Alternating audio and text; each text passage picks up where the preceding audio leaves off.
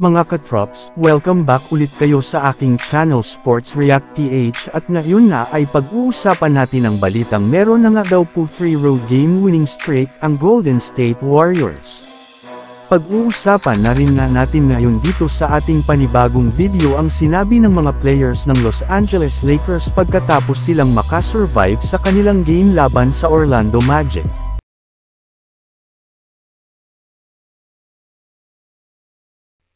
Hindi nga mga katrops, kagaya ng nagdaang season ay mas nagiging magaan na nga para sa Golden State Warriors ang paglalaro nila sa kanilang mga road game.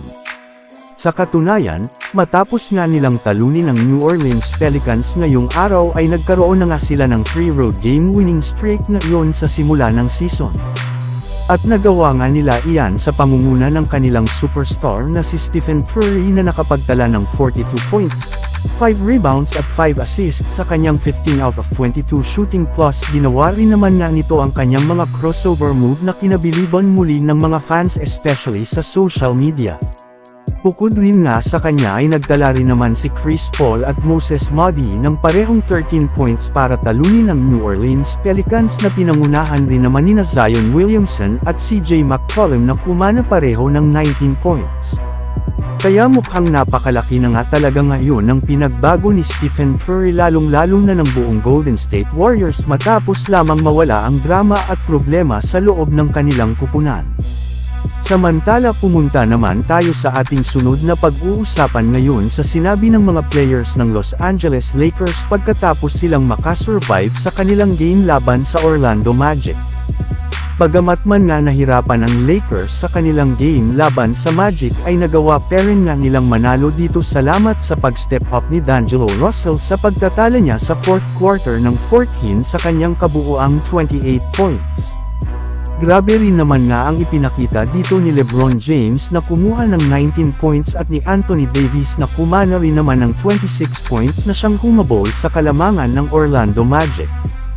Kaya sa naging post-game interview nga sa Lakers ay pinuri nga ni Coach Darvin Ham silang tatlo lalong-lalo na si D'Angelo Russell at maging si Christian Wood dahil sa pagkuha nito ng mahahalagang rebound sa mga crucial minutes ng kanilang laro.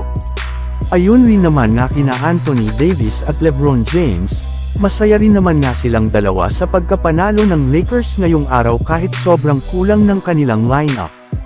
Sadyang marami pa nga daw silang dapat ayusin sa kanilang rotation at sa kanilang mga ginagawang play sa opensa at depensa.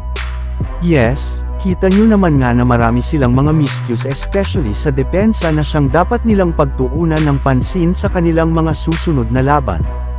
Bago rin nga tayo magtapos mga katrops, isang kalalabas pa lang na balita, matapos nga ang matagal-tagal na paghihintay ay sa wakas na i-trade na rin naman nga sa wakas si James Harden papunta sa kupunan ng Los Angeles Clippers ayon yan sa inilabas na balita ni Adrian Wojnarowski. Sa ngayon nga ay kinukumpleto pa ang detalye ng kanyang trade at inaasahan nga na ilalabas ito sa mga susunod na oras. So yun lang nga mga katrops ang handog ko sa inyong storya ngayong araw. Sana nag-enjoy kayo. Please like and subscribe my YouTube channel Sports React PH para sa iba pang storya at update patungkol sa NBA. Kita-kits muli sa ating susunod na video.